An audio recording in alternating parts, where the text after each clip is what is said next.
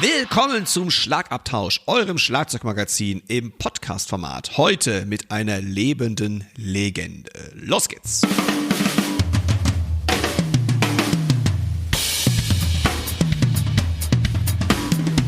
Ihr hört Schlagabtausch, Der Podcast für alle Schlagzeugbegeisterten. Wir sind Dirk Brandt und Timo Ickenroth mit Tipps und Hacks und dem Allerneuesten aus der Schlagzeug- und Percussion-Szene.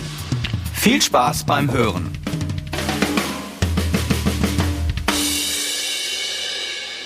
Liebe Hörerinnen und Hörer, ich begrüße euch recht herzlich zum 83. Schlagabtausch mit mir, meiner Wenigkeit Timo Ickenroth, und mir gegenüber in einem sportlichen Dress.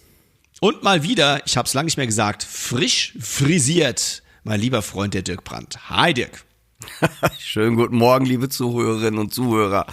Ja, mit dem Rasieren, das hat noch nicht geklappt heute Morgen. Der Timo war wieder zu früh, das habe ich nicht hingekriegt. Das andere kaschiert alles. Ich hoffe, euch geht es gut soweit. Wir haben eine spannende Folge heute für euch, aber damit wir mal so ein bisschen im Flow sind, Timo, wie ist der heutige Rundown?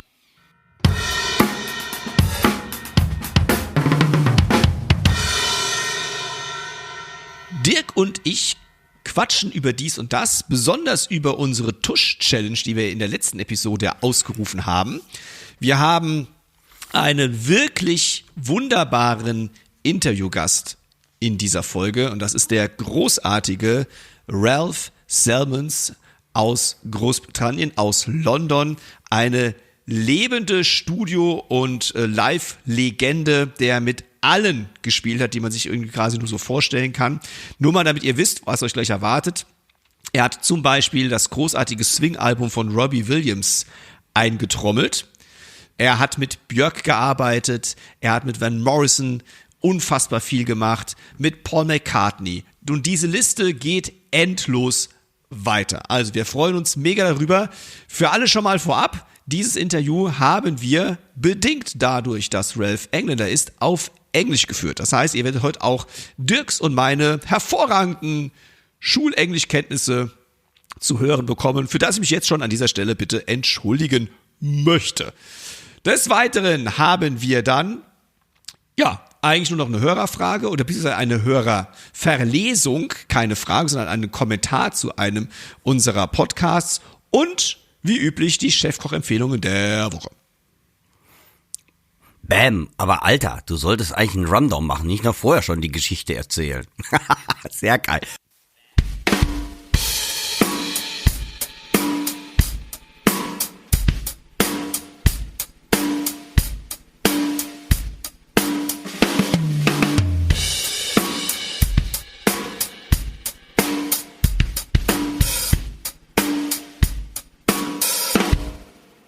Wir haben in Episode 82 euch aufgerufen, bei unserer Tusch-Challenge mitzumachen, weil wir ja wieder mal nicht wussten, was ist die Mehrzahl von Tusch, und unser lieber Hörer, der Götz, hat mir einen Screenshot aus einem Duden geschickt. Irgendwie ist mir das auch gerade ein bisschen peinlich. Auf jeden Fall, die Mehrzahl von Tusch ist laut deutschem Duden Tusche.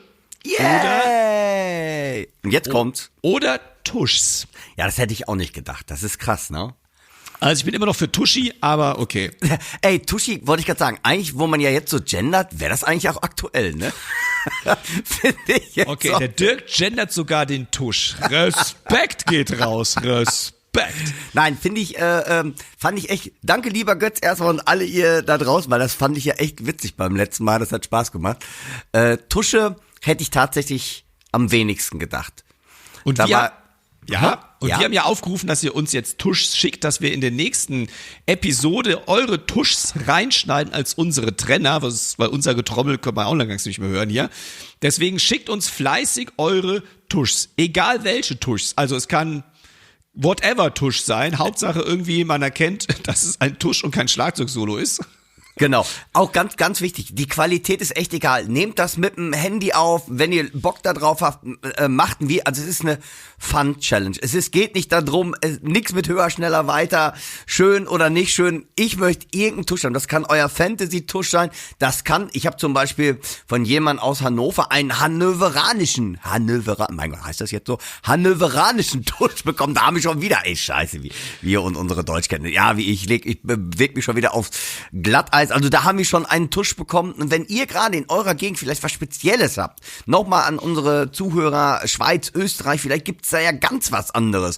Oder jemand hat den ganz besonderen Kölner Tusch, weil wir hören ja auch den Westerwald-Tusch bald in seinen Facetten. Da bin ich schon sehr gespannt drauf. Also ich würde mich mega freuen, weil ich finde, das ist eine sehr lustige Challenge. Ich bin aber immer noch etwas ratlos gerade hier, weil du hast von einem Tusch aus Hannover gesprochen. Seit wann spielt man in Hannover einen Tusch? Ja, habe ich mich auch gefragt. Deshalb fand ich das sehr witzig. Da die Aufklärung wird's ja dann demnächst geben, ne? Ich bin gespannt wie Bolle. Und uns hat schon ein Tusch erreicht. Und zwar von dem Christoph. Und der hat auch eine sehr, sehr nette E-Mail dazu geschrieben, die ich gerne verlesen möchte an dieser Stelle. Hallo ihr beiden, schreibt der Christoph. Erstmal vielen Dank für euren großartigen, lebendigen Podcast. Ich höre euch so ziemlich von Anfang an, habe keine Folge verpasst und höre euch meistens am Wochenende morgens, wenn ich mit dem Hund im Feld unterwegs bin. Ich mag die Spontanität, mit der ihr vom anderen Themen aufgreift und abschweift. Ein Live-Gig eben und kein Album. Ein sehr schöner Vergleich, Christoph, finde ich mega. Oh, danke.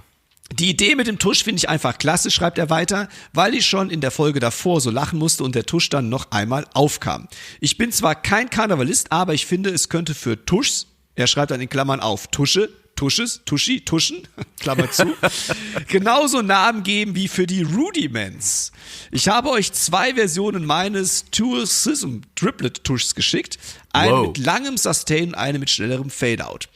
Er schreibt dann noch zum Schluss, ich bin sehr auf diesen Podcast gespannt. Viele Grüße aus Rottgau, Christoph. Ja, erstmal vielen Dank, lieber Christoph, dass du uns 2 Versionen des Tuschs geschickt hast, des Tool Schism Triplet Tusch, so muss ich es richtig aussprechen. Also Wahnsinn, wir sammeln Tuschs ohne Ende und die Buchidee kam ja auch vom Dirk letztes Mal auf.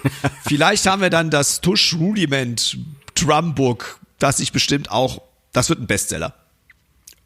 Ich glaube auch.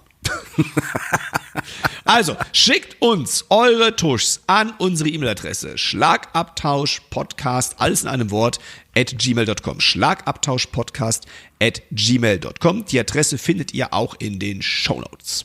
Supi, bitte macht mit, ich bin gespannt. Tschüss. Tschüss. Dirk, willst du schon gehen? Das ist aber schade. Nein, wir sind ja mittendrin. Ich dachte jetzt, also das Kapitel, liebe Zuhörerinnen und Zuhörer, zu Ende nicht ausmachen. Es soll anbleiben. Bitte lasst das Radio an oder wo immer ihr es hört. Das Tschüss war jetzt auf das Kapitel. So, jetzt, bam, so.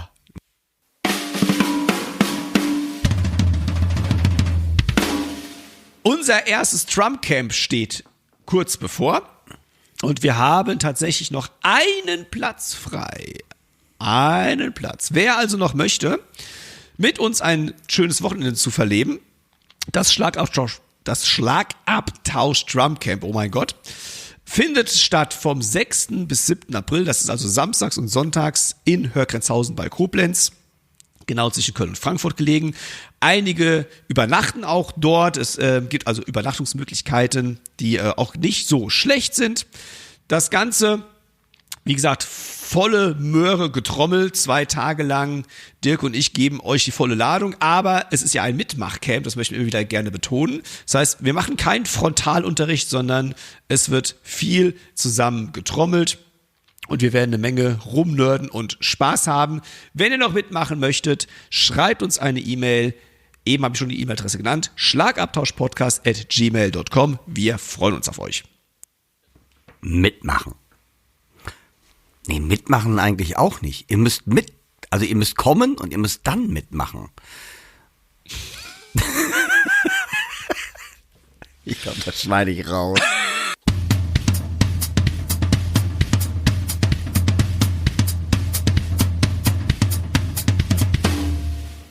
Heute haben wir das Privileg, mit einem der gefragtesten und vielseitigsten Schlagzeuger des Vereinigten Königreichs, Ralph Salmins, zu sprechen. Ralphs Feel, sein Groove und seine Fähigkeit, musikalische Grenzen zu überschreiten, haben ihn zum Studio- und Live-Drummer erster Wahl für Künstlerinnen und Künstler, Produzentinnen und Produzenten, Komponistinnen und Komponisten und Orchester auf der ganzen Welt gemacht. In einer Karriere, die mit legendären Namen wie Paul McCartney, David Bowie, Tina Turner, Madonna, Aretha Franklin, Elton John, Bob Dylan, Michael Jackson, Sting, James Brown, Phil Collins, Stevie Wonder, Freddie Mercury, Eric Clapton, Mariah Carey, Robbie Williams, Alanis Morissette und vielen anderen gespickt ist, hat Ralph nicht nur eine Fülle an Erfahrungen, sondern auch eine unglaubliche, beeindruckende Liste von Referenzen vorzuweisen. Als gefragter Session-Drummer hat Ralph nicht nur mit einigen der größten Musikerinnen und Musikern und Produzentinnen und Produzenten zusammengearbeitet, sondern auch an Soundtracks für über 180 Filme mitgewirkt, darunter Blockbuster wie Harry Potter, James Bond und Herr der Ringe. Neben seiner Studioarbeit ist Ralph auch als Live-Performer weltweit unterwegs und Mitglied von Bands wie The Waterboys und Van Morrison's Band. Damit nicht genug. Ralph ist auch ein engagierter Pädagoge und Professor für Schlagzeug an renommierten Institutionen wie der Royal College of Music und der Guildhall School of Music and Drama. Seine Leidenschaft für das Unterrichten und seine Expertise machen ihn zu einem der gefragtesten Dozenten weltweit. In unserem heutigen Gespräch werden wir mit Ralph über seine beeindruckende Karriere, seine Erfahrung als Studio- und Live-Drummer, seine Arbeit als Pädagoge und vieles mehr sprechen. Lasst uns eintauchen in die Welt von Ralph Salmins und seine einzigartige Perspektive auf das Schlagzeugspiel und die Musikindustrie kennenlernen. Liebe Hörerinnen und Hörer, es folgt das Interview mit Ralph Salmins. Dieses Interview haben wir auf Englisch geführt. Wir möchten euch auch darauf hinweisen, dass ihr eine Übersetzung auf unseren YouTube-Kanälen hören könnt. Das heißt, wenn ihr dem Englischen nicht so mächtig seid, nicht verzagen. Ihr müsst es jetzt hier euch nicht auf Englisch anhören, sondern geht auf unsere YouTube-Kanäle von Dirk und von mir. Dort wird es zumindest mit Untertitel schon mal erscheinen und wir arbeiten auch an einer Übersetzung tatsächlich. Wenn ihr dem Englischen mächtig seid, umso besser, dann habt ihr jetzt gleich eine Menge Spaß mit Ralph Salmins und nun geht's ab zum Interview. Viel Spaß dabei. Ralph, welcome to the Schlagabtausch and thank you very much for taking the time for us. Even just skimming your biography, it quickly becomes clear that you must be very busy. Admittedly, I got a bit dizzy studying your credits. There are no less than 317 artists and bands listed that you have worked with, and I strongly assume that this is by no means all of them. Apart from the recording for soundtracks, film and series, in our introduction to this interview, our listeners have already gotten a small impression of you, but let's start at the very beginning of your timeline. Based on your credit list, you should be very old, but you were actually born in 1964, so you'll be a young 60 this year. How did your musical career begin and what influences shaped you in your early years? What was the first half of that question? How did your musical career begin? That's very easy. I mean, my parents were quite into music, and they enjoyed taking me to gigs. They used to take me to some gigs in London where, in the old days, it was more like theatre type bar places, and children were allowed to be taken there if it was like a theatre. So they used to go and watch jazz gigs and various things, and I really enjoyed the music, and then I got very taken by watching the drummers. I loved the drummers, so that's how I got into it. And then one thing led to another. Eventually, after making me learn piano for 3 years, which was a definite non-starter in my case, and I didn't want to do it. I just wanted to play the drums. They said, okay, when I was 12, they said, okay, you can have drum lessons now because you really want to do it. And they promised. They're very good parents to me, because all parents of drummers are good, aren't they? Saintly, very saintly people. Anyway, so then I just started getting lessons, and that's it. That's how I started. But good morning, Ralph, first. And when I read your bio and your credit list, you're not only a drummer, you play classical percussion, you play timpani, and so you have a wide array of the meaning of drums, right? You play a lot of different stuff. Well, I did. I studied classical and timpani. Basically, probably I would say like probably about the last 20 years. I only do that sort of stuff like in the studio. Maybe I've done it on movie scores, and then sometimes if there's drums and percussion together. But the thing is with the classical style of playing, if you're not doing, like anything really, like drums, if you're not doing it all the time, you lose the touch, you lose the feel. So although I've got, certain disciplines that I can play in time, I can play to clicks and all of that, just hopefully, going at the back of an orchestra used to be easy for me, and it can very easily be a terrifying thing. So what people used to do is say, "Oh, come and play some drums with an orchestra," and then, "Oh yeah, we need a bit of percussion too on this stuff," And I used to agree to do it, but I don't agree to do it anymore because it's a different thing. But I trained in that, I studied it, and it was a fantastic thing to do. I appreciate it. And I think the knowledge that gave me has led to me being able to work with orchestras anywhere where there's a conductor involved, sometimes slightly perhaps more complicated music, but not that complicated, we're not talking Frank Zappa, but I've done a few things like that, like Mark Anthony Turnage, Blood on the Floor, things like that. Things that it takes me 2 weeks to learn, and a symphony orchestra will probably sight read it in 5 minutes. But anyway, it did teach me a lot more of those different skills. Well, I was really impressed because I was stalking you a little bit. I should be so lucky.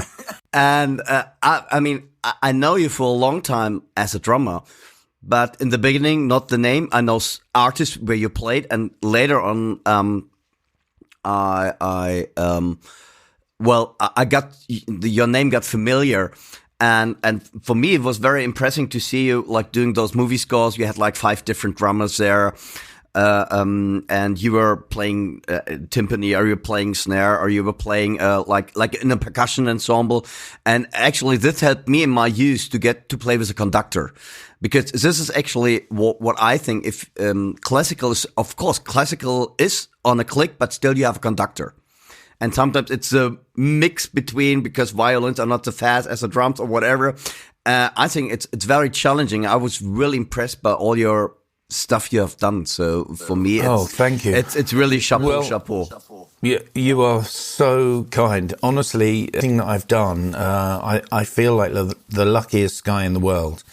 I play some drums. I've got very limited ability, but I can do certain things okay, and probably I've had a broad experience in terms of styles. I like lots of different styles, and I like to play lots of different styles. So that, in a way, is one of my strengths. And then, having been a teacher for so long, I like to try and get that over to students. So to be able to teach students how to play the really important things for making a great drummer. And so that's part of what I've been doing. But along the way, I try to learn, improve, and, you're always surrounded by people who are better than you. So it's a really good opportunity to learn. But, I've just basically stumbled upon things and gone from one gig to the next. And I've messed up a few, and learned. I don't believe that. Yeah, and we all learn along the way, but the journey's the fun part as well. You know what it's like. And also, being a musician, being involved in music is an incredibly wonderful thing, whether it's professional or not. It's a social activity. We meet fantastic people. It's a very supportive community, particularly the drum world. I love the drum community. It's gorgeous. So that's a very nice thing to be involved in. So, yeah. Let's go a little bit back. So you told us you started with 12 on the drum set. That's right. And when was the switch to the classical percussion, or what was the decision for that? Oh, that's a great question. Well, I went to a teacher, a fantastic teacher called Brian Booth, and he's taught quite a few different guys over the years. He's still around and he's a fantastic guy. And he said to me, look, you can learn drums. This is all good. But he said, I suggest you learn classical as well. You learn drums, but you learn timpani, you learn tune percussion because you're young enough, you can do it. And I said, yeah, okay, great. I was 12. I didn't know anything. I just did what he said. And he taught me that, which was great. It was wonderful. And then when I got to 16, 17 years old, I decided that I wanted to study at college. But there was only one place you could study drum set in the UK in 1982. And that was in Leeds in the north of England, which is a really excellent course. I've been up there and done a masterclass. I know the guys teach there and stuff, and it's fantastic. But I was already lucky enough to be working back then. So a professional friend of mine said to me, look, you're probably better staying in London. And in London, you could only do classical. There was one course had started, which was at the Guildhall where I studied, but it was a postgraduate course. So it was a jazz course. I think it was 1 year postgrad, and I couldn't do that because I hadn't been to college. So I started there. I decided, well, I'm going to do classical. I shedded my scales and arpeggios very hard in a period of about 3 months, which was quite unpleasant. But anyway, there's nothing like a bit of pressure and a deadline to make you do some work, is there? I learnt all of that stuff, learnt the pieces and auditioned for colleges, and I went to a fantastic teacher called Alan Cumberland, who was he was the timpanist in the London Philharmonic at the time. He was teaching me timps. And then I got a place at the Guildhall, which I was really happy about, because the Guildhall back then was a little more progressive than the other colleges in terms of the music that they liked. And they've all become progressive now, but I teach there now. It's a very good open place. And so I didn't tell them that I was into drums, but they kind of realized after a while, and then they were very open to that as long as I took the classical seriously, which I did. And I loved it. And funnily enough, one of my old teachers, David Corkill, he was is the timpanist in the English Chamber Orchestra. He was the principal percussion in the Philharmonia Orchestra. He sort of showed Benjamin Britten how to write percussion parts and stuff. The guy's an absolute living legend. He's still at the Guildhall, and I still see him when I go in and teach, which is absolutely incredible. Frighteningly, he doesn't look any older, but I do.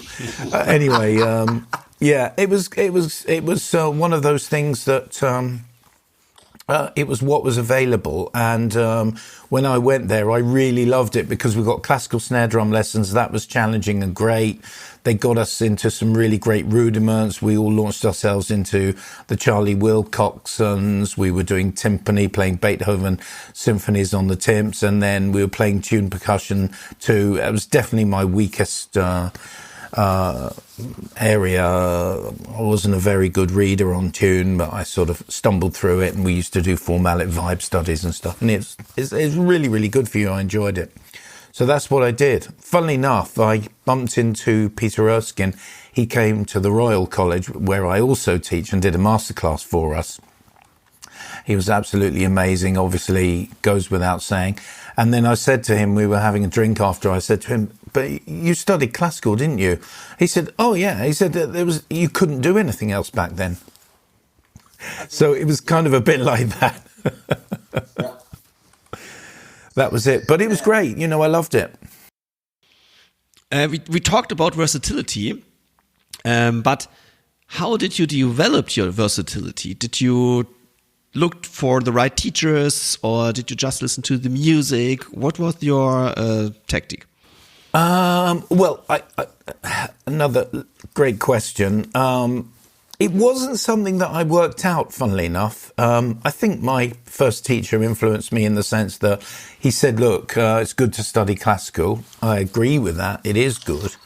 But we're in a specialist's world these days, but there is room for people who can do everything.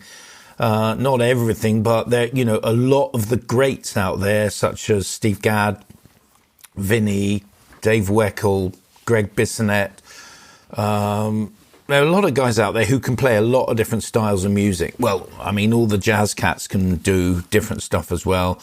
And, you know, everyone's super skilled these days. But the versatility with me just came because I like lots of different music. So I started off getting into I was playing in a band. It was a bit like Blood, Sweat and Tears. It was sort of funky with horns. I loved that. Then I discovered Steve Gadd. Never been the same since, obviously. Still as dumbfounded by his drumming and now as I was then. Couldn't believe it. I was picking up the needle, moving it back, like, what the hell is that? You know? And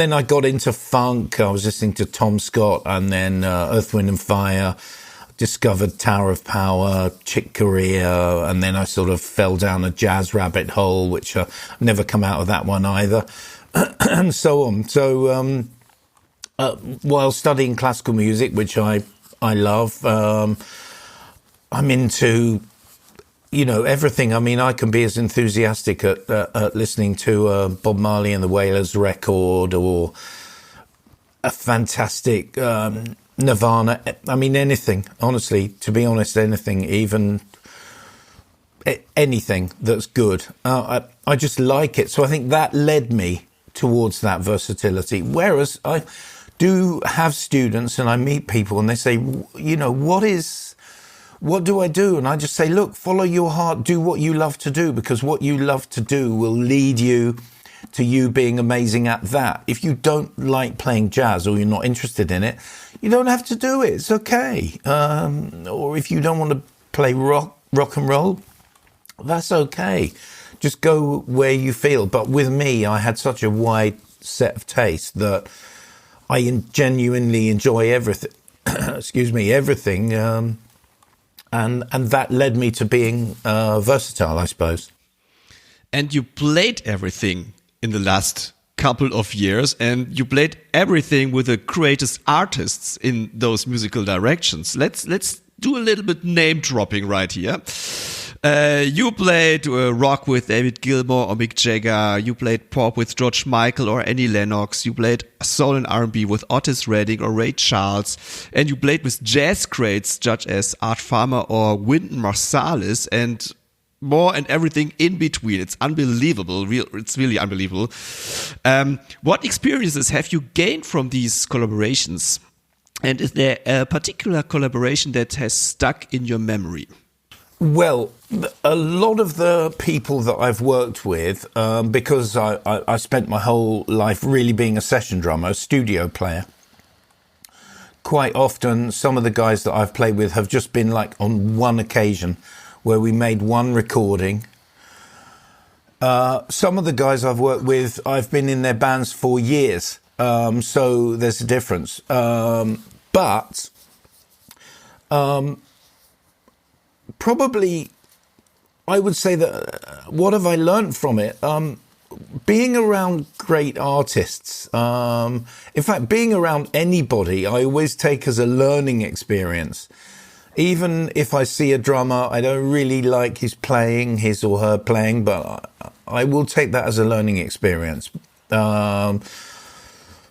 I normally enjoy most things, but, if I see something, I did go and see a gig not so long ago, and I really didn't enjoy it. My friends enjoyed it, and they were like, oh, how was it? I was like, well, I didn't like it, but, this artist has got good guitar technique. She's a good singer. I don't dig her, but, that's okay. You don't have to like everything. But being around great artists is a real privilege, I think. And most of them have got something to offer, even if they don't realize it. and I watch them really closely, and I listen to them really closely, and I try and find out what they want, and I try and give them what they want. So that's what I've learnt, because when you're playing with someone as a sideman, it's important to understand what the music needs, and try and give the right thing. Funnily enough, I was quoting this recently, but a couple of months ago, I did a session for Graham Gouldman, the guy from 10cc, one of the main guys from 10cc. I've done a few things with him recently. And he called me up, we had a little chat. He said, look, I've got this track. Can you do it for me? I said, yeah, of course. I'd love to. And he said, look, but you don't, if you don't really feel it, don't feel that you've got to do it if you don't really want to play it. Which is like an incredibly humble thing for someone like that to say. Not like, I want this, I want that. He's opening up to what I've got to offer, which is really great. And probably, like, to answer your question specifically, Timo, in the sense that it's quite a long time ago when I was in Van Morrison's band, but because I was around him for such a long time, I got to know him and take away a lot from him, because he taught me a lot. And some of the things that he taught me, I can apply to everyone. One of the things he's really into is the spontaneity of the first time you play a piece of music, what we call first take syndrome. But he doesn't just apply that to the studio, he applies that to everything.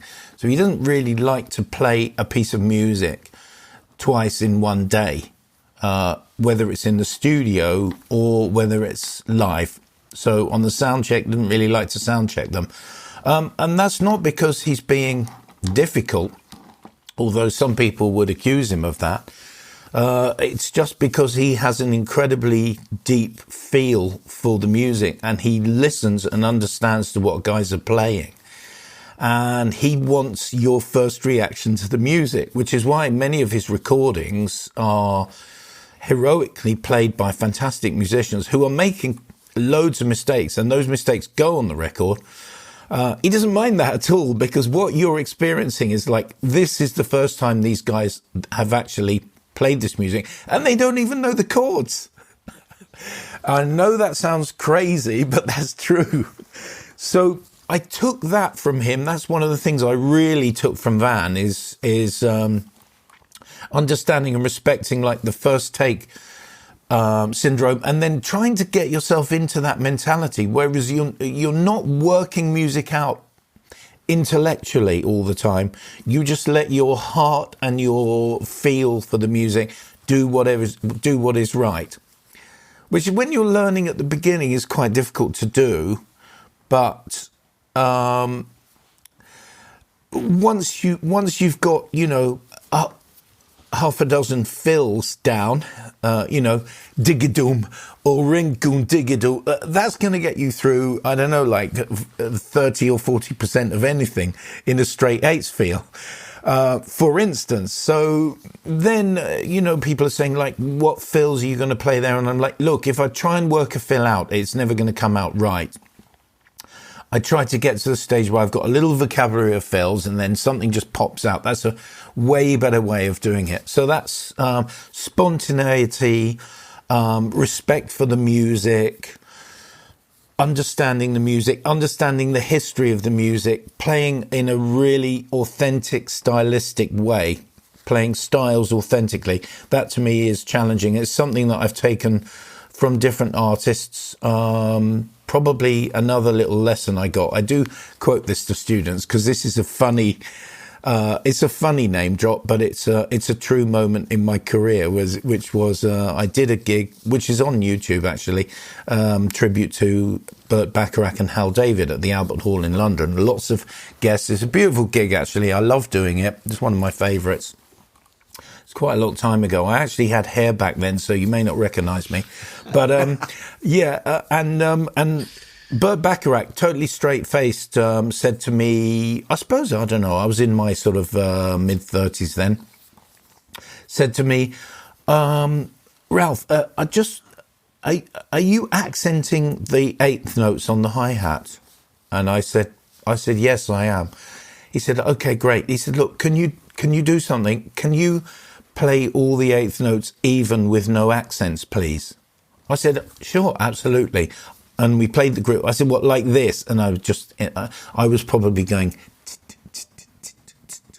before. And he said, like, no accents at all. I said, what, like? He said, yeah, exactly. That's what I want. And I played the groove. And he said, I want that on everything.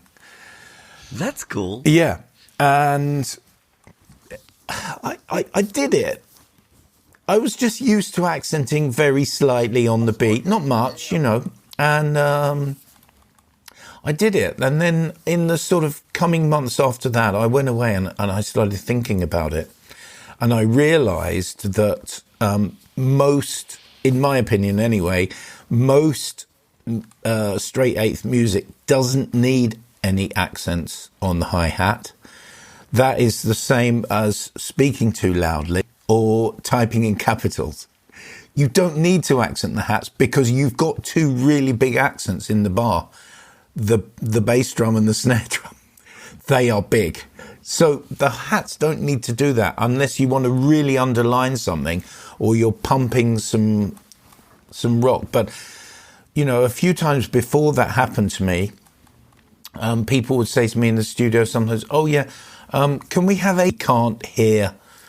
we can't hear the in-between eighth notes. We can only hear the accents. It's a bit like a click track. I always like all the clicks the same volume because if beat one is accented, then if I set that at the right volume for me, I've got that good and these other three are too quiet. Or if I set these three at the right volume, these are right and that one's too loud.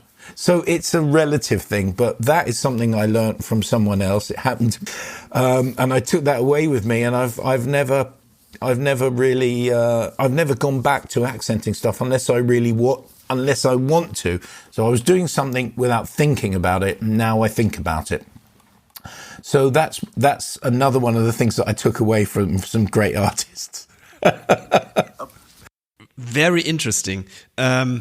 So you learn from artists and you learn from the studio work. Can you tell us what are the challenges of a studio session and how did you prepare for those sessions? Or how do you prepare? You're still in work, naturally.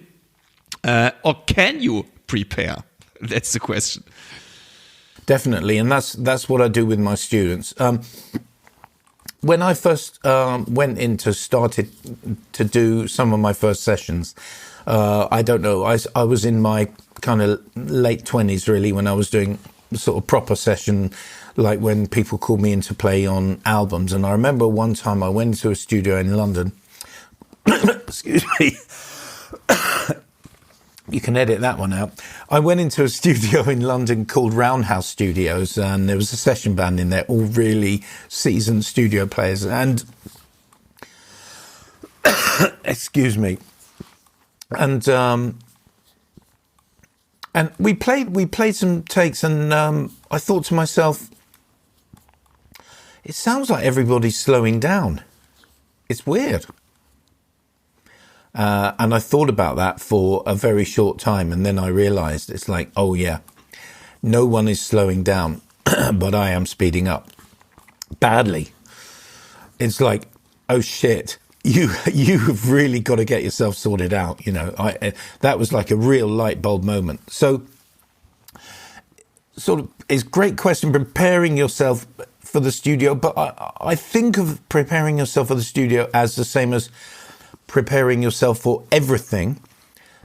The skill set to me is the same. It's just in the studio, it's enforced heavily. You cannot get away without playing really good timing.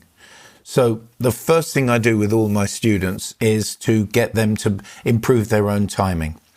So what I always say is, if you're practicing with a metronome or a click, you're getting better. If you're practicing without a metronome or a click, you're getting worse. So you're better off not practicing than practicing without a click.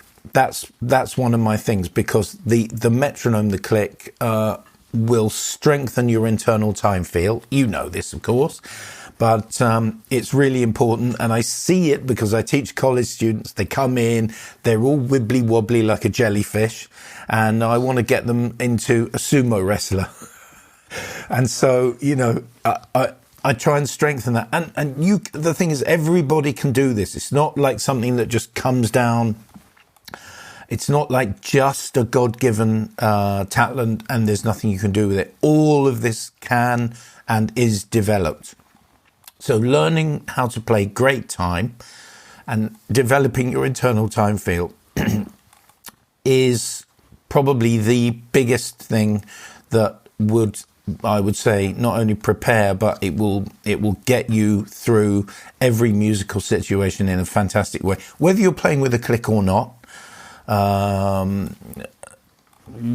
whatever music you're playing, whether it's jazz, it's like people say, oh, you can't play jazz with a click, which is untrue, because we do loads of it, and it sounds fine. Practice that, and then when you play with people and you're not playing with a click track, it's perfectly okay to speed up, slow down if you want, or if the vibe happens. There are loads of great recordings.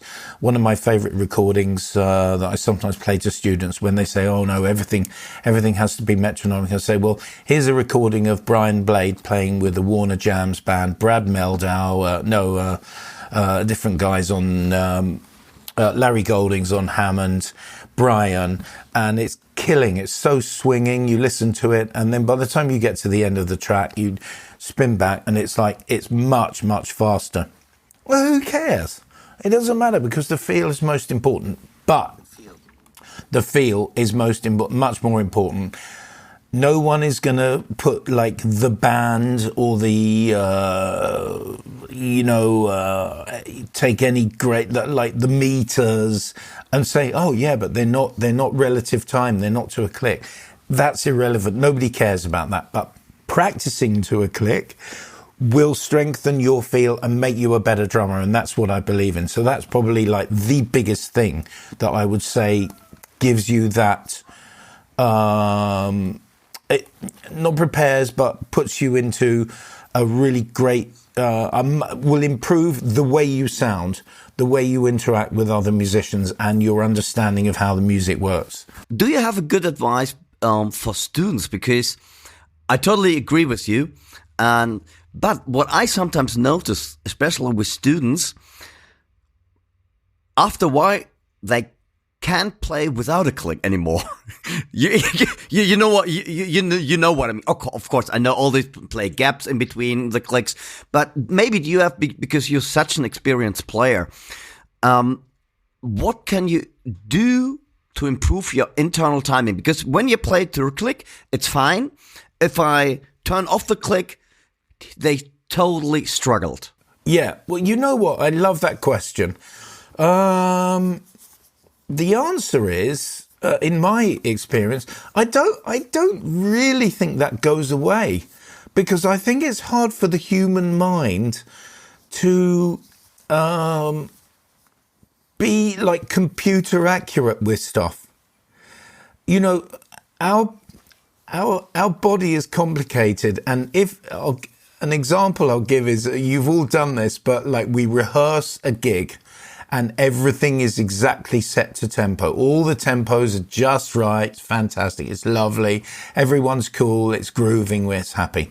We go and do the gig, and everyone gets an adrenaline shot before the gig. They walk on, and then we metronome all the tempos, and all the tempos are absolutely perfect. And people come off and they go, man, everything felt really slow. So that's one example. And honestly, Dirk, I still find that sometimes I don't know where I am with a tempo. I need help, which is why I do rely on a metronome in the sense that sometimes, well, I nearly always use it to count in songs, because then that is something that you just don't have to worry about. Point one. And then also sometimes I just leave it on visually. So quite often I use it if I don't want to play to metronome. And my last gig, the Waterboys, like, we weren't really playing to metronome unless we needed it. That was the way the band was. It was organic, but I do like to see it, because even though I've been doing this all my life, I can rush and I can drag. And so that's okay. We're human. So I have been addicted to the click, for sure. And I love playing to the click now. And if it's like you take it away from me, it's like, oh, someone's taken away my toy. I get that. I get that myself now. So I think the way to do that is to probably just say, don't worry, because it's not a criminal offence to speed up or slow down. Everybody does it together. And then if you do that, then it's easier to just relax, make music. If you really need to keep it quite honest with the tempo, then maybe just look at the tempo. It's like, whoa, actually, yeah, I'm going to be getting a bit excited here. Or sometimes what I do is I normally have at least a small mixer or a bigger mixer if I'm on tour, and I always have a mute button with the metronome, so I just mute the metronome channel or I pop it in just to see where I am. And that's a good training method. It doesn't dig, and then you know where you are, because as a whole washing line, with this, I don't know what you call this in German, but anyway, you know what I mean. This is where we hang out our washing. We are the line. The rest of the band is the washing. So they need to rely on us to be solid. Not like a machine, but we need, if you put every beat on the end of the beat, then that becomes the beat. So you've got to have the beat, and then everyone else can hang off. It's fine, and we're not going to move around too much. We need to be quite strong, and especially for, most modern music, the drummer is a good person to impose quite strongly a strong metronomic feel. And I think if you practice that and work on it, then you can really improve your time playing, and you improve the sound of the band, particularly the evenness of the eighth notes. That's one thing that I'm quite, I'm keen on. I always say the eighth notes, each eighth note is like one of those wooden blocks that like toddlers play with. Like, you fit them all together. The next beat is another block, it's touching. You can't have the next beat until it's time for the next beat. So being aware of all those eighth notes being even is super, super important. I have one more question regarding the work in a studio session.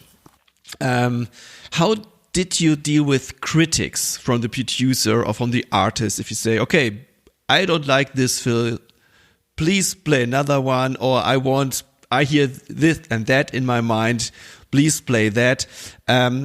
How much pressure did you feel, and how did you handle those situations? That's another great question. I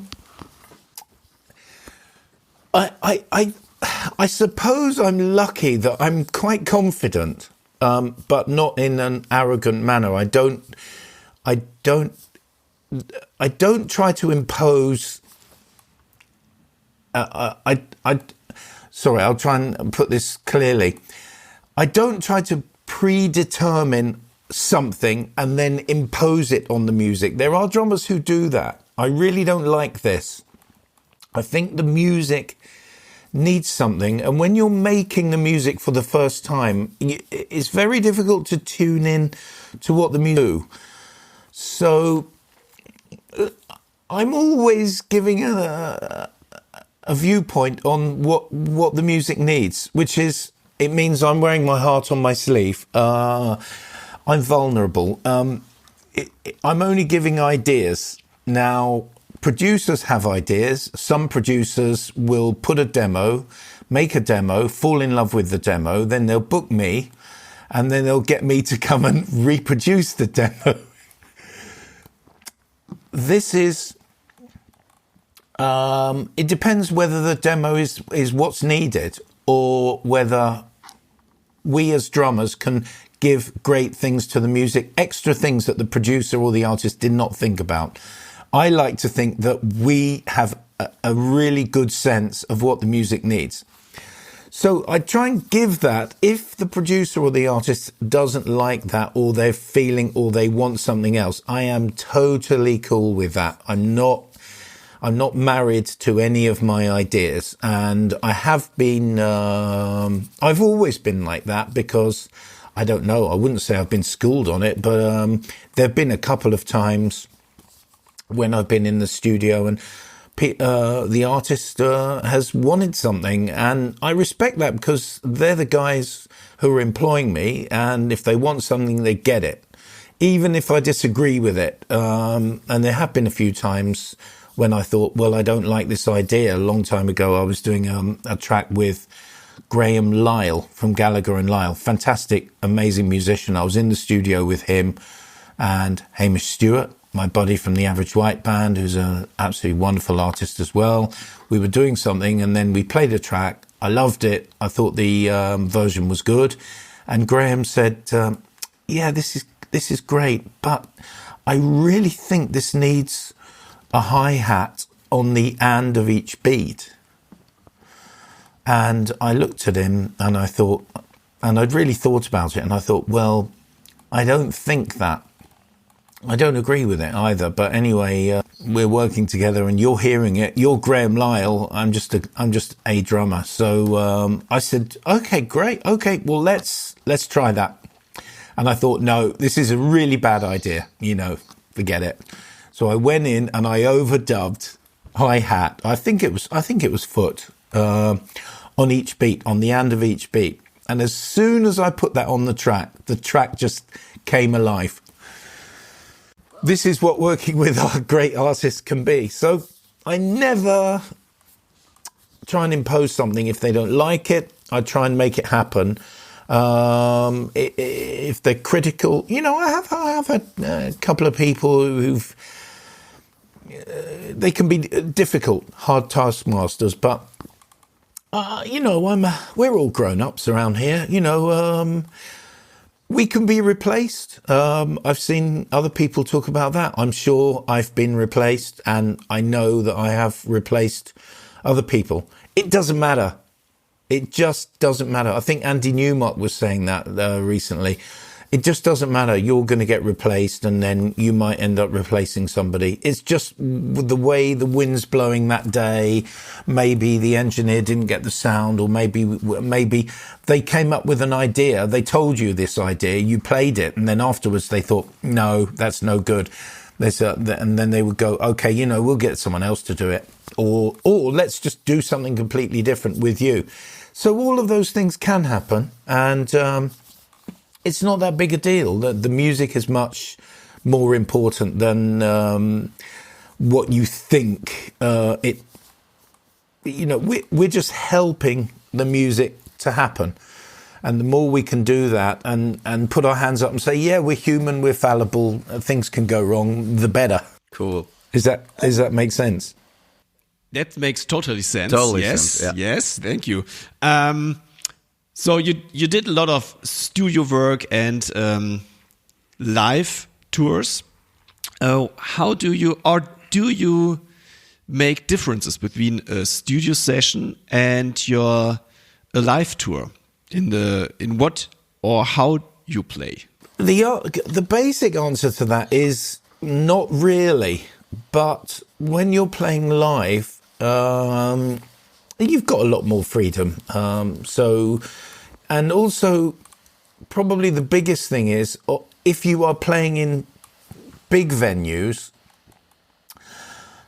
and you've got a very big PA system and you're being amplified and the band is coming through the PA system, when you hit the bass drum or snare drum, it's huge. It's really, really huge. So that will affect the way that you can approach stuff, because it's very difficult for smaller things to come across on things like that.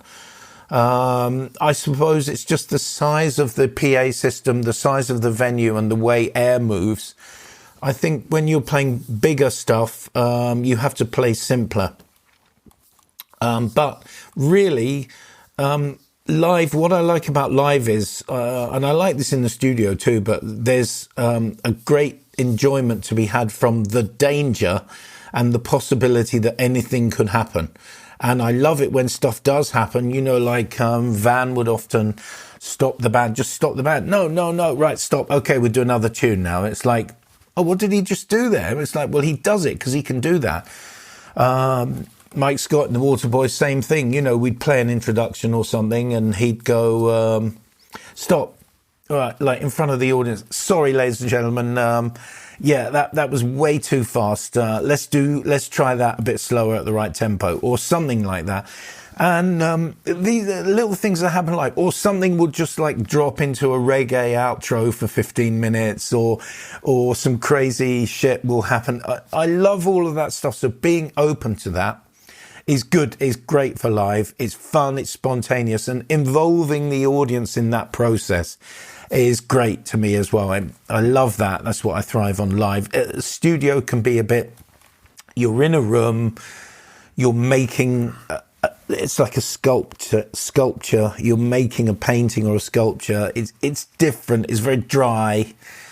You've got to think beyond those four walls. Whereas when you're in a room with people, I don't care if it's a small bar or an arena, it doesn't make any difference to me. I love the interaction of band, audience.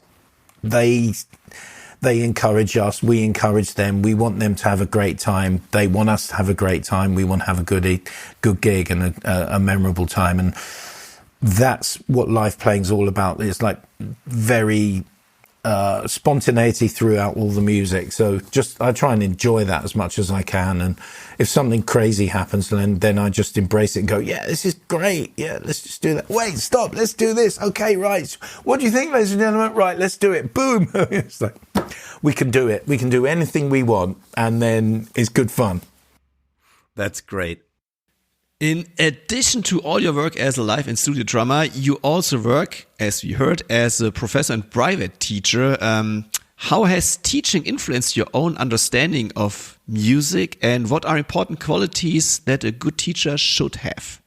Well, I've learned so much from it. I really have learned an incredible amount, because when I first started teaching, I didn't know anything about it. And I don't know. I would say that I wasn't that good a teacher at the beginning. I just didn't have the understanding, but I could play. But now I've learned the things that I need to know. It's taught me the things that are important, because I hear my students play and I try and listen to the way they play. And then I like to try and listen to, I like to try and get them to listen to themselves by recording themselves, so they can hear themselves back and then improve straight away. So playing, great timing, hearing that back, using recording as a way of improvement is something that I started off with because I used to teach at my studio for many years, and the students would listen to themselves and immediately say, hey, that's quite inconsistent. I say, yeah, what do you think of that? And they say, yeah, it's quite inconsistent. The snare drum is not always the same volume. I'm like, yeah, that's right. The fills are a bit too much. Yeah, that's right. Okay, right. Well, that took 10 minutes. So go back. Let's correct all of these things.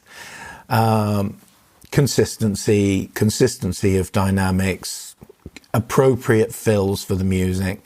They do it one time after they've only heard it back one time. They come back and they're already 100% better. So learning that has been a big champion. I champion this technique, recording oneself to listen back. Not like endless gigs. I mean for study. It's something I know that Dave Weckl championed when he studied with Gary Chester on the new breed. That was a long time ago, but Gary Chester encouraged all of his students to record themselves. And I think there's a good reason for that. He was a session drummer too, and he understood it, but it works. So I've learnt that. And then just learning that firstly, as we talked about, you can improve everything if you work at it. Great timing and so on and so forth. Technique, rudiments, listening to music, understanding styles.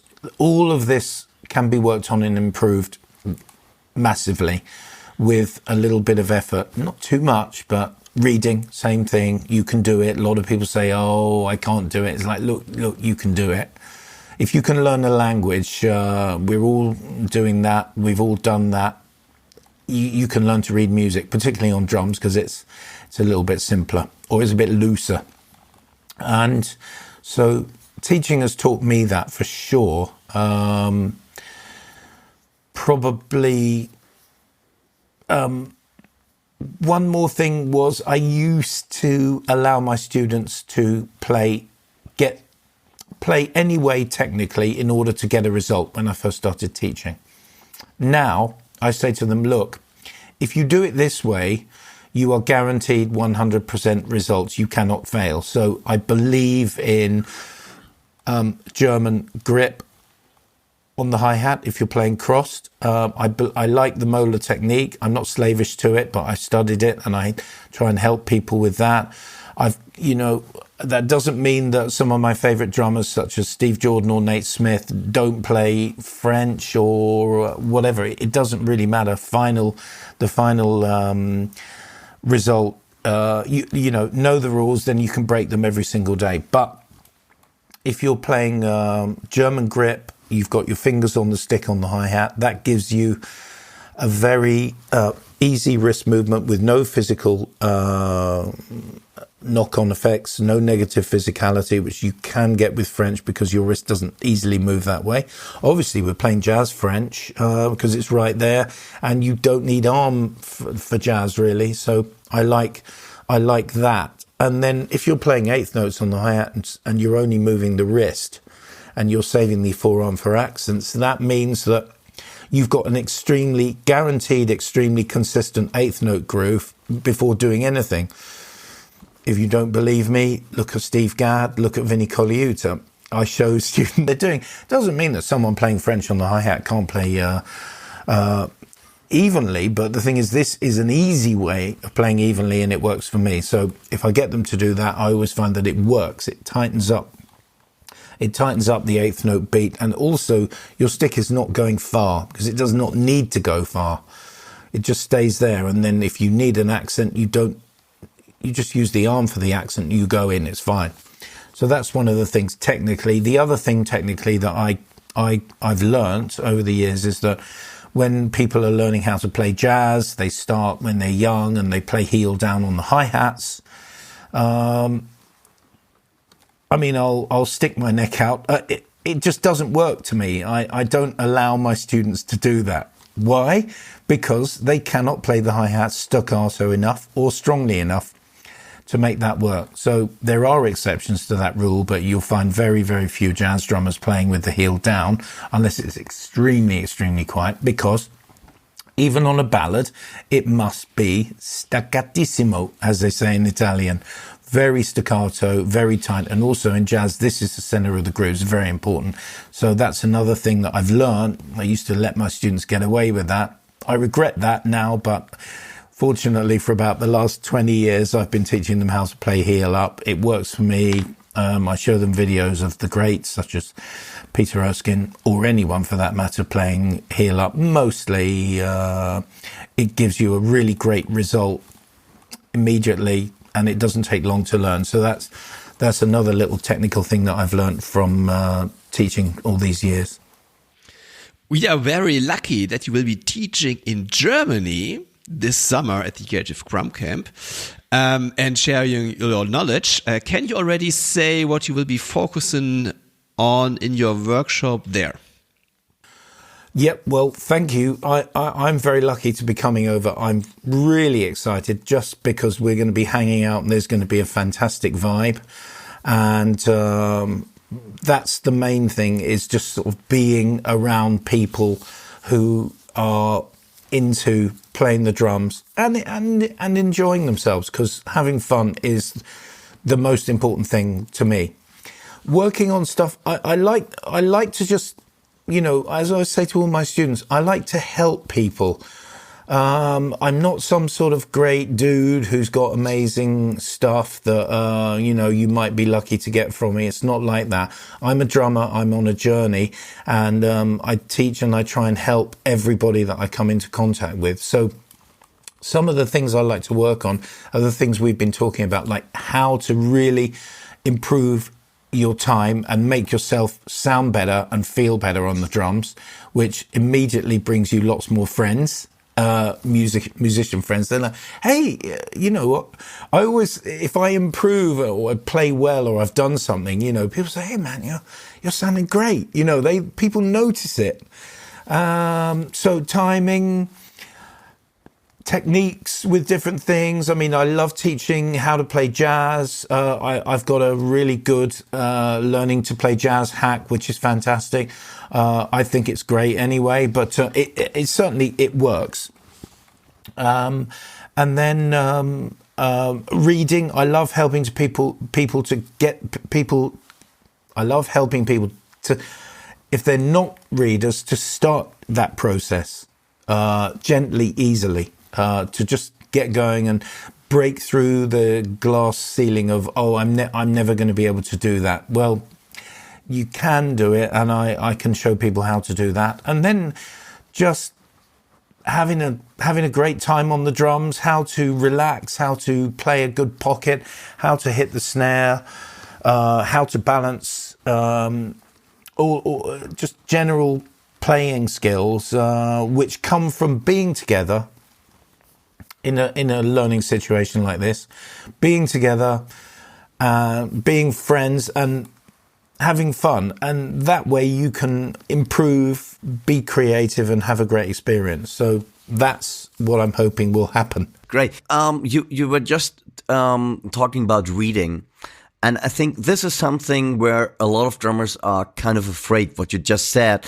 Do you have a way how to teach sight reading skills? Because, you're a drummer it's not that often in our days anymore, but in the past it was really huge. And how can you develop sight reading skills? Because for me, it's very, I consider myself as a pretty good reader, but I've never played that much in a big band because there is no big band. So so even if I'm a good reader, it's a totally different story to lead a big band. Of course, I can read the notes and I think I have a feel for it. But how can you improve your reading skills, or what do you give your students on their way to improve reading for a band? Not a snare drum solo, but reading, like sight reading a chart or whatever. Or how do you develop your skills? Well, that is a fantastic point, because what you're going into here is the next level from just reading a single line. So the first level is learn how to read those rhythms on a single line. You can just tap them on your knee, clap them, whatever you want. So you can do that.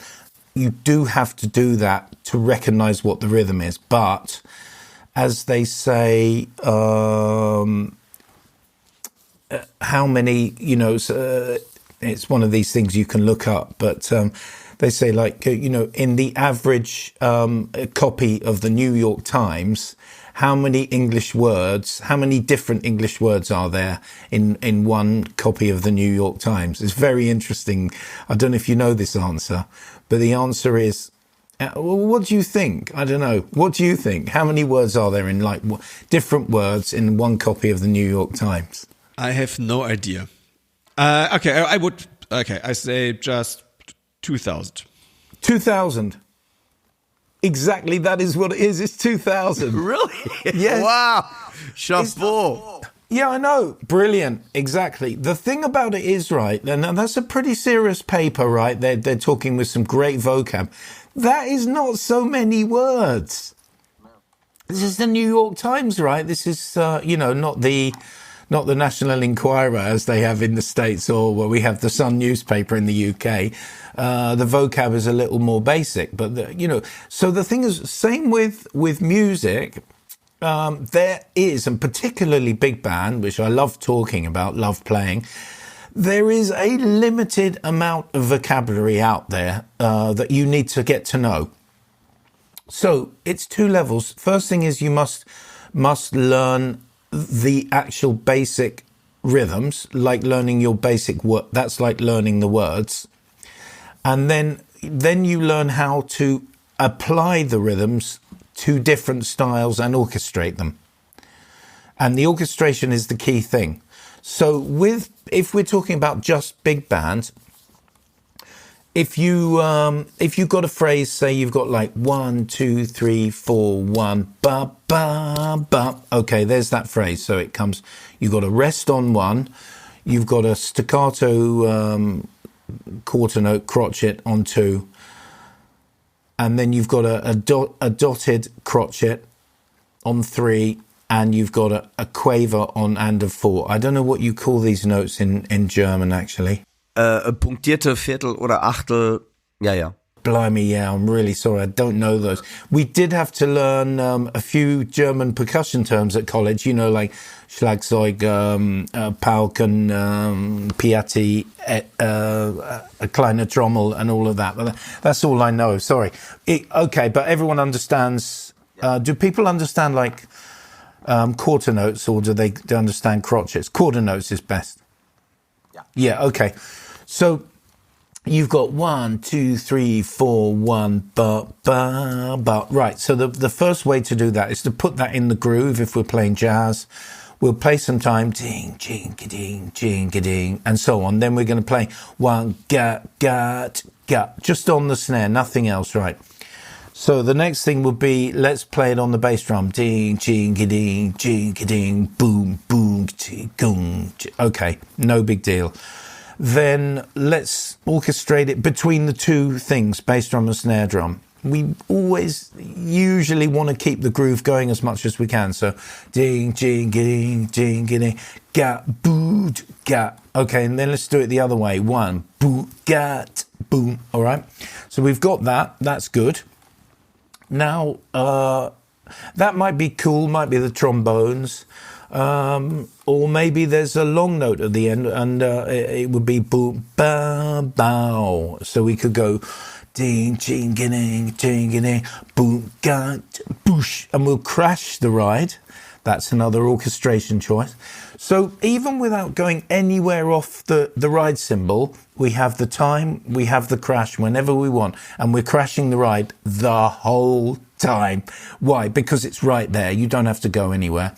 And then it interrupts the groove least. Okay, then the next thing is, it's a bigger phrase. What? Ba, ba, ba, like trumpets, trombones, and the whole band are in. So we can play them stronger. We can play them, but we might want to set the band up and do a setup. So 1, 2, 3, 4, ba! That would be the simplest setup you can get. If you want to hear simple setups, listen to the guy who played on most of the Sinatra records, Irv Kotler, amazing drummer. He's famous for just hitting one beat, ba!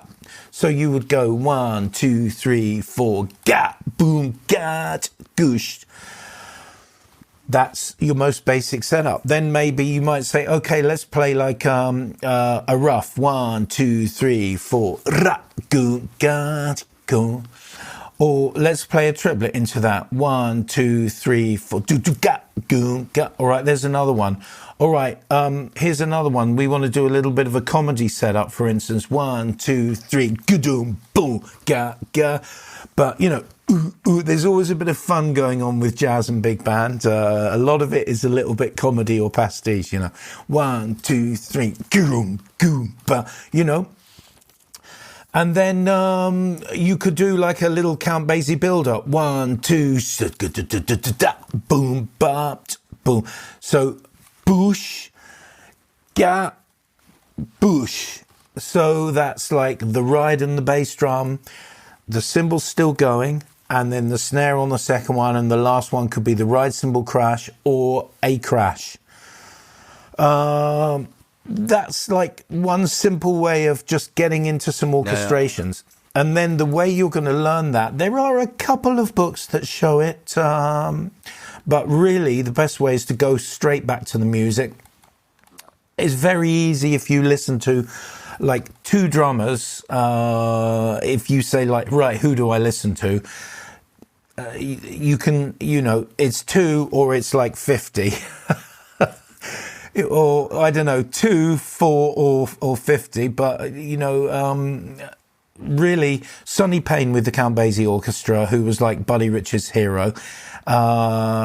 Everything he played, there's loads of video on there. If you put Count Basie Orchestra in 1962, there's an amazing gig in Sweden there.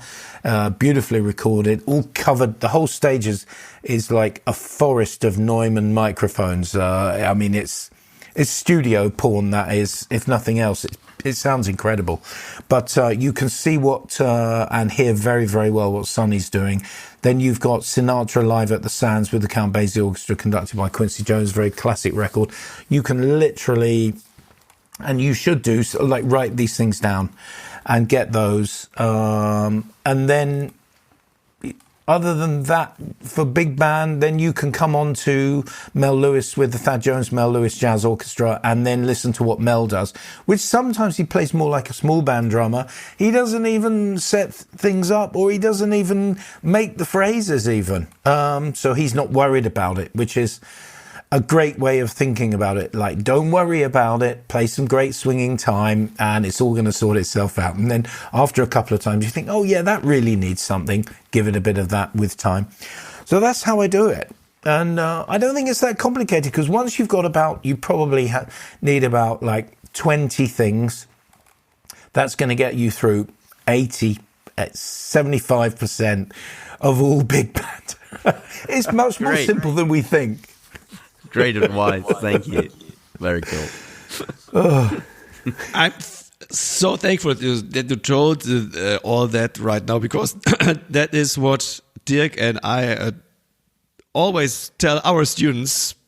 But if a living legend is telling this, I wish it has another impact on them. I hope. You're too kind. No, I mean, like everybody knows it. It's sometimes getting the students to believe us. But what I use as much as anything, I'm sure you do the same thing. I do get students, and they really don't believe me when I show them. I tell them stuff, but then. We're in the world of YouTube, and what I do is I just say, look, don't take my word for it. Let's look at Sonny Payne doing this. Let's look at Peter Erskine doing this. Let's look at Jeff Hamilton doing this. In fact, anyone you want, and it's all out there. So that's a good proof as well. So that's the way I do it. Luckily, we've got amazing resources now, but. Yeah, I think we all show the same thing. We all know it. And I think students, sometimes they do struggle to believe that they're going to be able to do it. But in fact, if you spend a small amount of time doing it, you can learn something really quickly. And then once you've got that forever. And that's nice to know. Totally great. Wow. Ralph, you're not just a drummer, you're also a composer and a producer. You have your own studio, but with I have to look on the watch, and we're now about 1 hour in. We just scratched the surface. Yeah, we could talk for hours, I'm sure. And I love it. And your stories You're a great person. Are so great. And thank you very much. But my last question for today, what are your current projects, and what are your plans for the future? Oh, that's nice. I'll have to think about that. Probably at the moment I'm doing a few recording sessions, freelance recording sessions. Recently I did that thing for Graham Gouldman. I think he's got another record on the go, which is great. I'm really very proud, well, not proud, but very delighted, honoured to come and to play for someone like him. He's a monster musician. I'm very humbled to play with someone like him. That's been amazing. I'm doing some freelance work in London. So the other day I was in town doing a recording for the Universal catalogue of the music of Irving Berlin. We're recreating that. We've done that really fantastic arrangement. Steve Sidwell, who was the guy that did the Robbie Williams Swing When You're Winning record, and he's an amazing arranger producer, and we've been doing stuff for him. So I've been doing that project, which was great the other day. It's an amazing big band. We've also been doing some work for Disney with him, recreating some of the classic Disney tunes, which has been fantastic, actually. Actually, it was one of the tunes that I had to do, which was a Phil Collins song. And I'm not sure what they do, but I think they take the vocal off or something. So, and then they just redo the tracks. I don't know how they do that, but anyway, one way or the other, it was nice to play different styles. Coming up, I have this fantastic drum camp, of course, which is definitely a beacon in my diary. I'm really looking forward to doing this.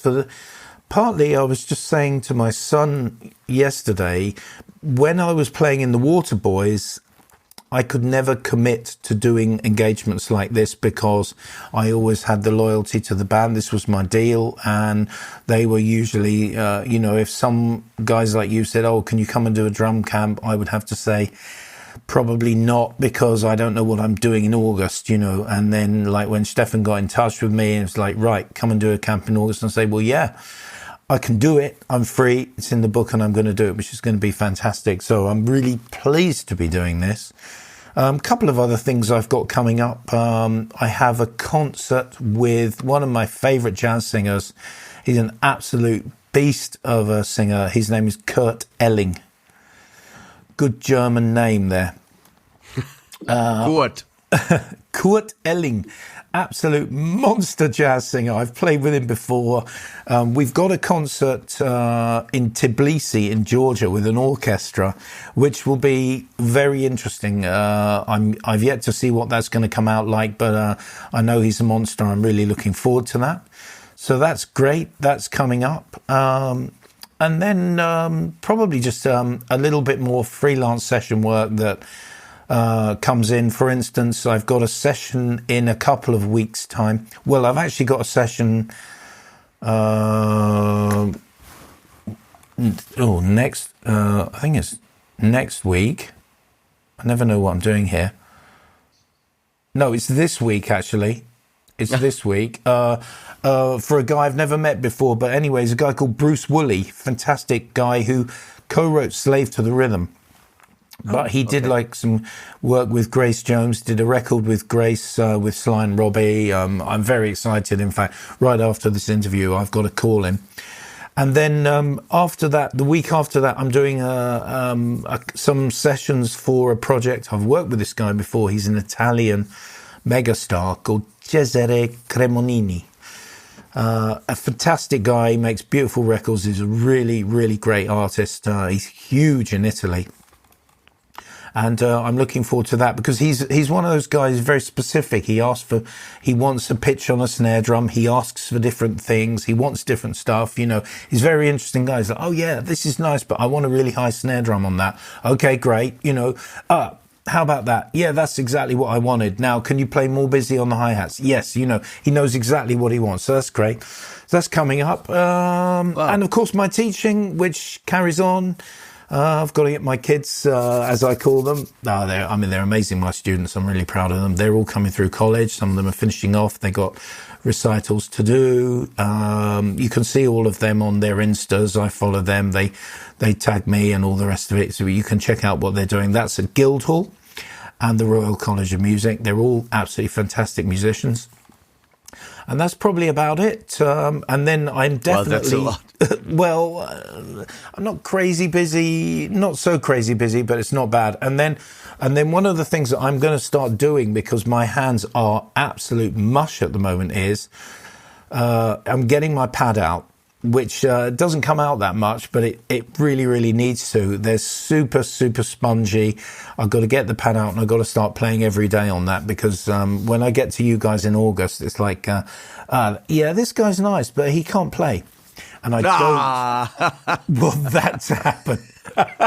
Definitely not. I think anyone else has to prove that he or she can play. So not you in first head. Brilliant. So the credit list is still growing.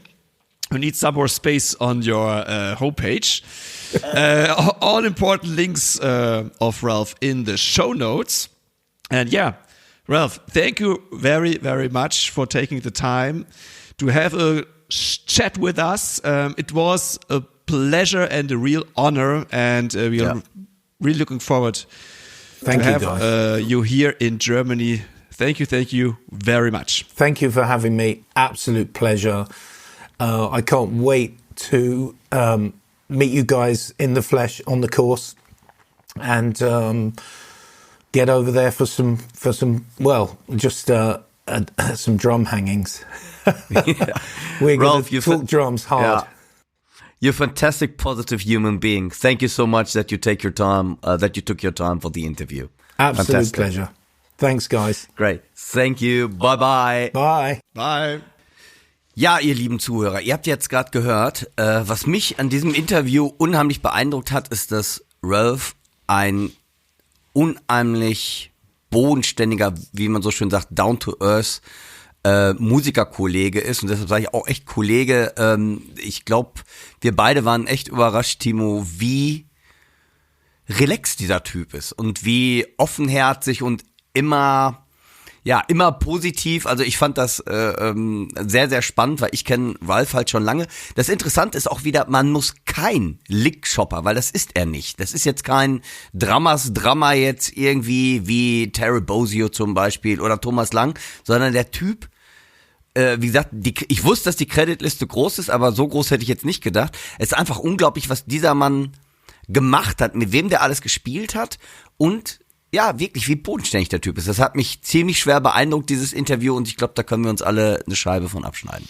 Also ich gehe noch einen Schritt weiter und sage, bodenständig, ja, aber er ist auch unfassbar bescheiden. Also, ja, genau. Sowas habe ich, also, der tut so, als wäre das alles nichts. Genau, ja. So, und dann auch dann fand ich auch sehr cool fand, oder was ich sehr, cool fand ich es eigentlich nicht. Ich fand es sehr erschreckend, dass er seinen Studentinnen und Studenten noch Sachen aus YouTube vorspielen muss, damit sie ihm glauben. Weil wenn man ihm nicht glaubt, sorry, wem soll man denn dann noch glauben? Wahnsinn, ja. Das wäre echt so ein Typ, wo ich wirklich gerne mal nebensitzen würde, dem einen Tag über die Schulter schauen würde. Und ihr lieben Leute vom Percussion Kreativ, ihr habt die Möglichkeit auf dem Drumcamp vom Percussion Kreativ. Die Möglichkeit habt ihr dazu, also nehmt es wahr. Und nochmal ganz kurz der Hinweis auch an dieser Stelle, wenn ihr dem Englischen nicht so mächtig seid, wir fertigen eine Übersetzung an, die dann auf unseren YouTube-Kanälen man sich anhören kann. Das heißt, nicht verzagen. Es gibt dort auch Untertitel und wir versuchen es sogar zu übersetzen. Also schaut mal auf den YouTube-Kanälen von Dirk und mir vorbei, um dort fündig zu werden. Wie gesagt, ihr sollt auch was von Infostudio haben, wenn ihr dem Englischen auch nicht ganz so folgen konntet. Und wir rufen auch dazu auf, wie findet ihr das denn eigentlich, wenn wir Interviews auf Englisch führen? Das erweitert natürlich unser Portfolio immens, wenn wir auch solche Gäste mal ins Boot holen können. Möchtet ihr weiterhin die englischen Originalinterviews hören oder sollen wir es direkt im Podcast schon übersetzen? Und. Was sind eure Meinungen dazu? Schreibt uns das auch bitte an schlagabtauschpodcast@gmail.com oder diskutiert darüber in unserer Facebook-Gruppe, dem Schlagabtausch-Podcast. Das wäre echt cool, wenn ihr da mitmacht und uns so ein bisschen sagt, was ihr dazu meint halt irgendwie. Dann haben wir auch Möglichkeiten, anders darauf zu reagieren. Wir haben es jetzt bewusst mal einmal so gemacht. Erinnert euch noch, ich habe damals zum Beispiel das Interview mit dem Randy Black, weil der Randy versteht ja Deutsch, aber habe dann nochmal seine Antworten quasi übersetzt danach. Dadurch zieht sich das Ganze natürlich und man will auch nicht jedes Wort übersetzen. Von daher haben wir uns im Moment dieses Mal für dieses Experiment mit YouTube drauf eingelassen, dass wir gesagt haben, wir machen das so. Aber wie gesagt, wir sind auf euch angewiesen, denn wir machen den Podcast für euch. Also lasst uns mal wissen, was ihr dazu meint zu dieser ganzen Sache. Dank euch fürs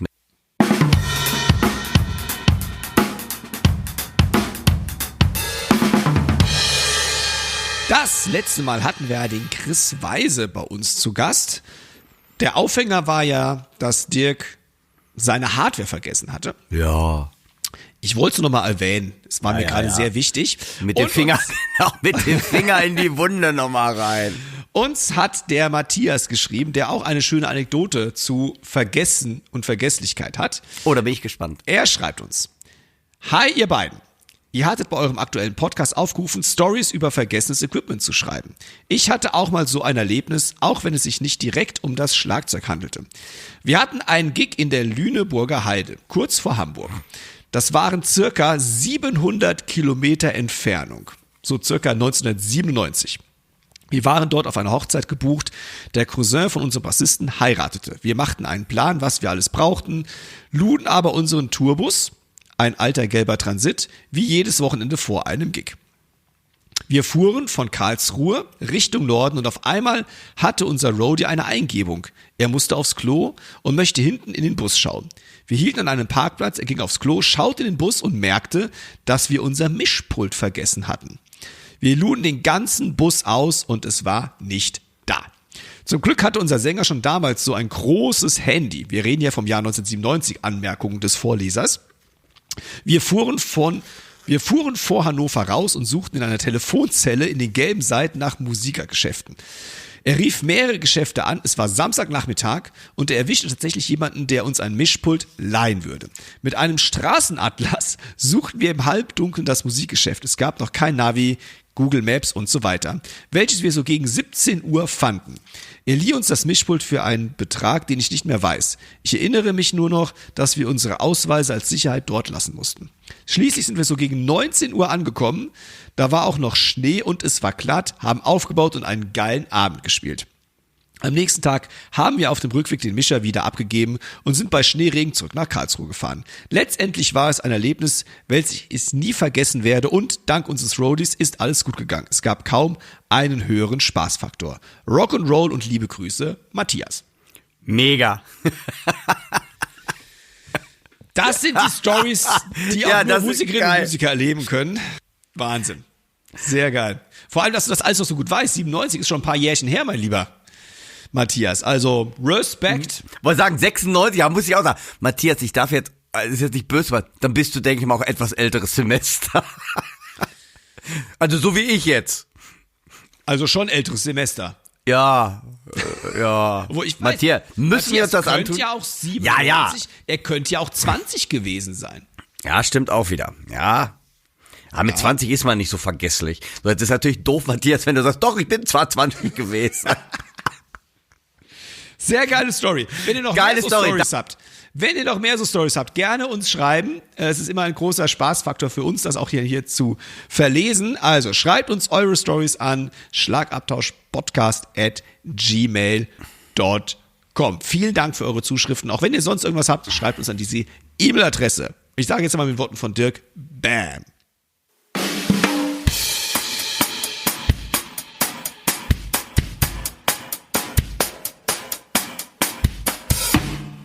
Liebe Hörerinnen und Hörer, wir nähern uns langsam dem Ende des 83. Schlagabtauschs, aber natürlich nicht wie üblich ohne unsere Chefkoch-Empfehlungen der Woche. Lieber Dirk, ich würde sagen, ich fange heute einfach an oder möchtest du anfangen? Ich weiß es nicht. Was hast du denn? Komm, du fängst an. Du fängst heute an. Du hast es schwer im Leben. Stimmt, ich habe es schwer im Leben, sehr schön. Ja, ich habe tatsächlich, und zwar, ich habe eine Schlagzeugschulen-Empfehlung. Und zwar vom lieben guten Sperie. Yeah. Und zwar wir alle, da bin ich mal ein bisschen drauf gekommen, weil wir haben ja alle das, wir hatten, Timo und ich hatten, liebe Zuhörerinnen und Zuhörer, ihr müsst wissen, Timo und ich hatten vor kurzem Examen oder Zwischenprüfungen an der Uni. Und da haben wir natürlich auch, da ist zum Teil, was die Studenten machen müssen, sind Pflichtstücke aus Charley Wilcoxon, 150 Rudimental Solos. Und der Sperie hat tatsächlich in Anerkennung an die Arbeit von Charley Wilcoxon nochmal 50 Rudimental Solos gespielt hat er also bestimmt auch, aber hat sie geschrieben. Das heißt, A Tribute to Charley by Sperie. Und da sind schöne Snare-Drum-Solos drin, die ich ganz cool finde. Und die habe ich wiederentdeckt. Die sind vom Alfred Musikverlag. Das ist auch relativ neu noch, das Buch. Also wiederentdeckt kann man jetzt auch nicht ganz so sagen. Aber ich fand das halt interessant. Und was ich noch viel interessanter... Mensch, Sperie, ich weiß nicht, wie viele Bücher du in deinem doch jetzt etwas fortgeschrittenen Alter immer noch herausbringst. Dafür hast du für mich schon die goldene Ehrennadel des der Schlagzeugvereinigung oder sonst was bekommen. Ein Megatyp, so viele Jahre immer um die Schlagzeugwelt bemüht, immer darum bemüht, Wissen weiterzugeben. Also, das ist diesmal für mich, also einfach mal andere Solos, 50 Rudimental Solos, A Tribute to Charley by Sperie in Honor of my studies with Charley Wilcoxon. Das heißt, er selber hat wohl damit Charley Wilcoxon auch studiert. Das macht das Ganze noch wieder spannender. Also, das ist meine Empfehlung der Woche, weil ich habe ein paar Sachen durchgespielt und fand die echt schön, fand die musikalisch und ja, meine Empfehlung der Woche diesmal. Sehr cool. Ich habe einiges von Sperie, aber das Buch tatsächlich nicht. Und du sagst es richtig, er war tatsächlich ein Schüler von Wilcoxon. Das heißt, er hat wirklich die Einsicht in die Sache, wie Wilcoxon seine Stücke wirklich gemeint hat. Also sehr, sehr geil. Also muss ich auf jeden Fall mir auch organisieren. Hoffentlich, also du sagst, es ist relativ neu, das heißt, es müsste es auf jeden Fall noch geben auf dem Markt. Ja. Ist vom Alfred Verlag, also Empfehlung der Woche. Super. Ich empfehle heute einen Videoclip. Und zwar einen Videoclip von TV Total. Okay. Das werden die meisten kennen. Ist ja mittlerweile nicht mehr mit Stefan Raab, sondern mit Sebastian Puff. Aber die Band ist weiterhin die Heavy Tones. Ja. Ein bisschen umbesetzt. Der Schlagzeuger ist ja jetzt Moritz Müller, der großartige Moritz Müller. Und die haben, es war gestern, das heißt, gestern war der 29. Februar, eine Show gemacht und da gab es dann eine Rubrik, in der Sebastian Puff Schlagzeug lernen musste. Und sein Lehrer war natürlich Moritz Müller. Ja, okay. Und der Clip geht so ungefähr 8 Minuten. Moritz kommt unfassbar sympathisch rüber. Also wirklich großartig. Also es sind 8 Minuten, die wirklich sehr unterhaltsam sind. Und es lohnt sich aber allein schon in den Clip reinzugucken, weil wenn Sebastian Puff den Proberaum betritt, spielt der Moritz ein unfassbares Schlagzeugsolo, das ungefähr 15 Sekunden dauert. Und allein dafür lohnt es sich schon, diesen Clip sich anzuschauen. Aber bitte auch weiter gucken, es ist wirklich witzig. Also er beweist einfach, der Moritz, in diesem kurzen Clip sein Können und der ruft auch mal darin ordentlich ab. Also Wahnsinn. Das ist meine Empfehlung, ein Videoclip von TV Total zu finden auf YouTube. Den Link dazu gibt's in den Shownotes. Oh, cool. Ja, muss ich mir auch mal rein. Ja, Moritz, unfassbarer Trommler. Chapeau. Ja, ich bin gespannt, was Herr Puff daraus macht. Der muss dann in 2 Wochen, wenn ich es richtig verstanden habe, selbst mit der Band spielen. Ah, okay. Und zwar das Intro, das man ja auch meistens, das wir wahrscheinlich relativ alle gut kennen. Ja. Dieses Intro von TV Total, das soll er dann trommeln. Cool. Oh, da bin ich ja mal gespannt. Ja, geil. Cool.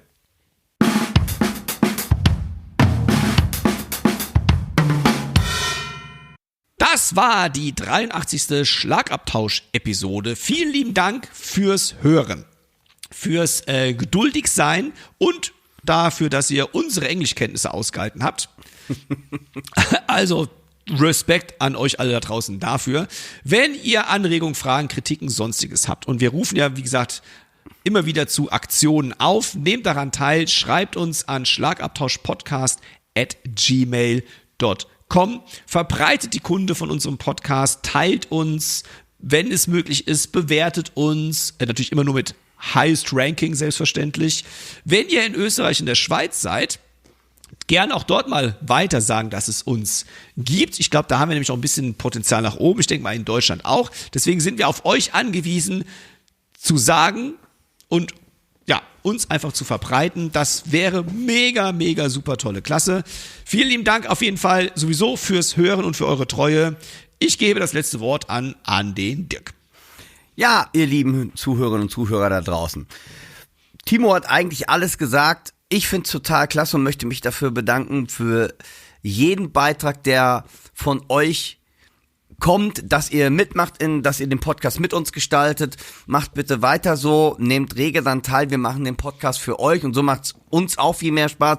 Klasse an den lieben Matthias für die doch sehr geile Story. Wenn ihr sowas habt oder auch Sachen einfach mal, die aus dem Rahmen fallen. Wie gesagt, wir haben unsere Zuhörerrubrik oder Zuhörerinnenrubrik. Von daher macht da mit, nehmt da dran teil. Es gibt immer genug Storys. Ich glaube, wir erleben alle so viel Geschichten, wenn wir irgendwo als Musiker, Musikerinnen unterwegs sind. Ja, das Drumcamp ist auch, da freuen wir uns mega drauf, mit euch ein tolles Wochenende zu verbringen. Passt auf euch auf, habt eine gute Zeit und sagt es allen weiter. Bis in 14 Tagen, euer Podcast-Team Dirk und Timo. Tschüss.